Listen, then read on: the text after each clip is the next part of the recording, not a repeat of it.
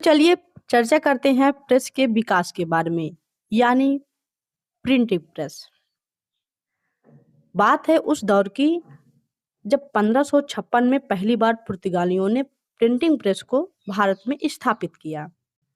अब हम बात करेंगे प्रेस या समाचार पत्र के विकास का जब आरंभ कैसे हुआ। तो भारत में प्रेस के विकास में औपचारिक भूमिका अंग्रेजों से पहले पुर्तगालियों ने निभाई। 1556 में गोवा में एक प्रिंटिंग प्रेस इसलिए स्थापित किया गया था कि ईसाई धर्म के प्रसार के लिए बाइबल की प्रतियों को छापा जा सके, अर्थात धार्मिक उद्देश्य के लिए प्रेस स्थापना पुर्तगालियों का प्रधान उद्देश्य था। 17वीं 18वीं शताब्दी में मुंबई, कोलकाता, मद्रास एवं उत्तर भारत के कई स्थानों पर छापाखाना स्थापित किया गया। छापाखाना यानी प्रिंटिंग प्रेस। भारत में सबसे पहला समाचार पत्र 1790 में कोलकाता से बंगाल गजट या हिक्की गजट प्रकाशित हुआ, जो क्या साप्ताहिक था। इस समाचार पत्र में प्रकाशक ने वारेन हेस्टिंग एवं कुछ यूरोपीय अधिकारियों की आलोचना की। इस कारण उसे डाक सुविधा से वंचित कर दिया गया। साथ ही नियंत्रण को सख्त करने के लिए प्रेस भी बाद में जब्त किए गए। इन समाचार पत्रों में ब्रिटिश संसद की बहसों की रिपोर्ट, इंग्लैंड तथा यूरोप की घटनाएं, भारतीय शासकों की गतिविधियों तथा यूरोप के समाज की प्रमुख बातें छपती थीं। इनके छपने में यदाकदा ब्रिटिश शासन पर टिप्पणियां भी की जाती थीं।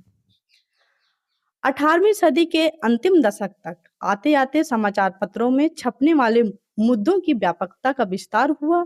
इनमें से अधिकांश ब्रिटिश शासन से असंतुष्ट होकर ब्रिटिश नीतियों की आलोचना करते थे। कभी कभी सेना से संबंधित मुद्दे भी छापे जाने लगे। अंग्रेजी शासन की नीतियों की आलोचना बढ़ने के साथ साथ समाचार पत्रों के प्रकाशन की संख्या भी निरंतर बढ़ती जा रही थी।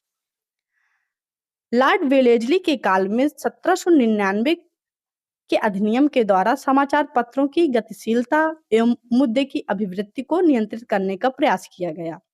वेलेस्ली ने इस अधिनियम द्वारा यह प्रावधान किया कि समाचार पत्र के मुद्रक समाचार पत्र के अंत में अपना नाम अनिवार्य रूप से लिखेंगे। संपादक एवं संचालकों को अपना नाम एवं पता देना भी जरूरी किया गया। 1816 ईस्वी में अंग्रेजी भाषा में पहला भारतीय समाचार पत्र गंगाधर भट्टाचार्य ने कोलकाता से प्रकाशित किया, जिसका नाम था बंगाल गजट। अब जानेंगे कि एक नोट है इसी में, 1818 में ब्रिटिश शासन द्वारा समाचार पत्रों में लगे जो सेंसरशिप थे उनको समाप्त करने का निर्णय लिया गया और यहाँ का तब भारत का गवर्नर जनरल था लॉर्ड हेस्टिंग। अब हम जानेंगे कि प्रेस नियंत्रण अधिनियम क्या है। तो प्रेस नियंत्रण अधिनियम 1823 की भूमिका तभी से बनने लगी जब 1818 ईस्वी में जेम्स मिल बकिंघम कोलकाता जर्नल के संपादक बने। उन्होंने खुले तौर पर ब्रिटिश शासन की आलोचना की।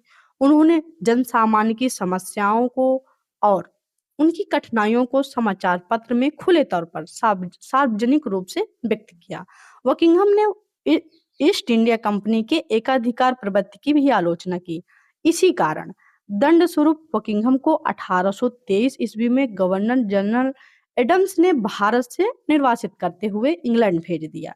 इसी क्रम में एडम्स ने समाचार पत्रों में छपने वाले मुद्दों को रोकने के लिए लाइसेंस लेने की अनिवार्यता घोषित की। एडम्स ने निर्धारित किया कि जो सार्वजनिक संवाद हैं, सरकारी कार्यवाहियों की आलोचना एवं पुस्तक तथा स्वतंत्र लेख आदि छापने के लिए लाइसेंस की अनिवार्यता रहेगी। बिना लाइसेंस के प्रकाशन पर 400 रुपए का जुर्माना निर्धारित किया गया। अब सरकार विरोधी लेख लिखना एवं छापना अपराध की श्रेणी में शामिल किया गया। राजा राम मोहन राय द्वारा 1823 ईस्वी में इस कानून का विरोध किया गया। उन्होंने प्रीवी काउंसिल से इस कानून को रद्द करने का आग्रह किया, जिसे क्या किया गया, नामंजूर कर दिया गया।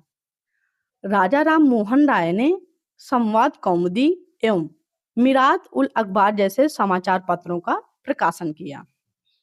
अब बात करेंगे 1826 की। 1826 में हिंदी का पहला समाचार पत्र उदंत मार्तंड का प्रकाशन किया गया।